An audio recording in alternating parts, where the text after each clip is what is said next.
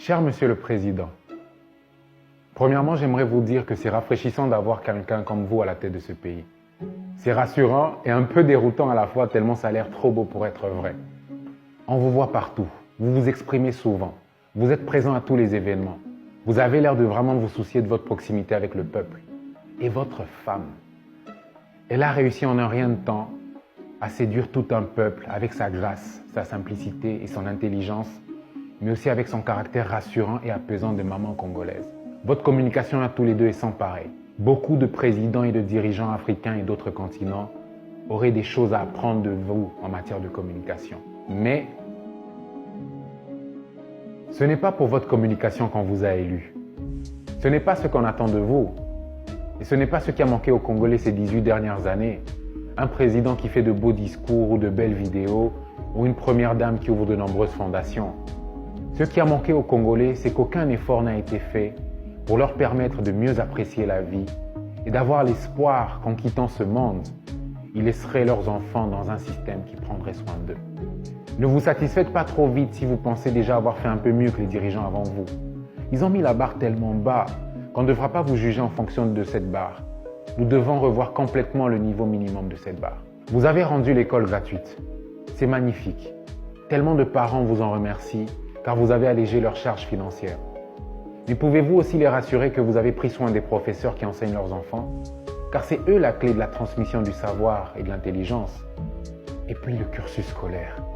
Monsieur le Président, nous utilisons encore un programme qui a été développé dans les années 50 par des colons dont les motivations étaient douteuses et que nous devons continuer d'appliquer 70 ans plus tard dans une société qui a totalement changé. À quoi bon envoyer des millions d'enfants apprendre gratuitement des choses qui ne vont pas leur servir dans la vraie vie? Vous nous avez demandé de faire de bonnes actions en ces périodes de fête et d'aller par exemple assister les orphelins. Mais savez-vous que beaucoup d'entre eux sont devenus orphelins parce que leurs parents sont morts dans des circonstances qui pouvaient être évitées si le système fonctionnait correctement? La dernière chose dont ces orphelins ont besoin, c'est d'être visités par des gens qui veulent satisfaire leur ego en venant avec de la nourriture, des vêtements, mais surtout des photographes professionnels. Si nous voulons vraiment les soutenir, assurons-nous qu'à l'avenir, il y ait moins de pères et de mères qui meurent par manque d'accès aux soins médicaux.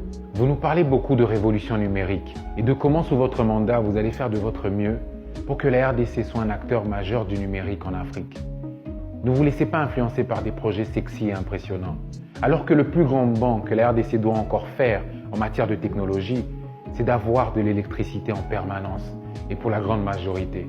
Soyez un président qui va au fond des choses, pas un qui se contente de nettoyer la surface.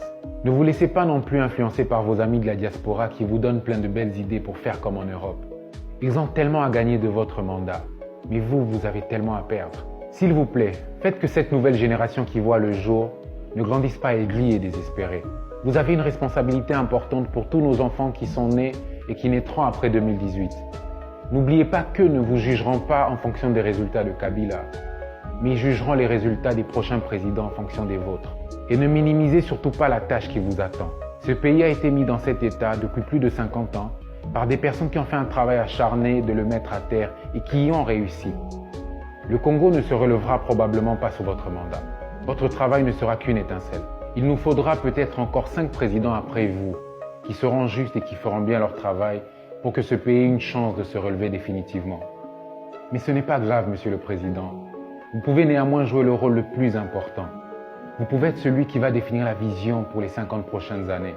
Et vous pouvez être l'étincelle qui déclenchera le feu qui forgera cette nation et qui la remettra à la place qu'elle mérite pour de bon. Et ne vous inquiétez pas si vous vous dites que dans 50 ans, vous ne serez plus de ce monde.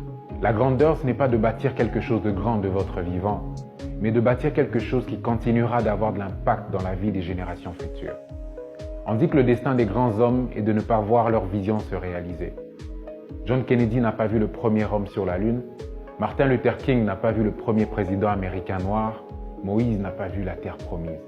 Il ne s'agit pas du peuple d'abord, il s'agit du peuple seulement.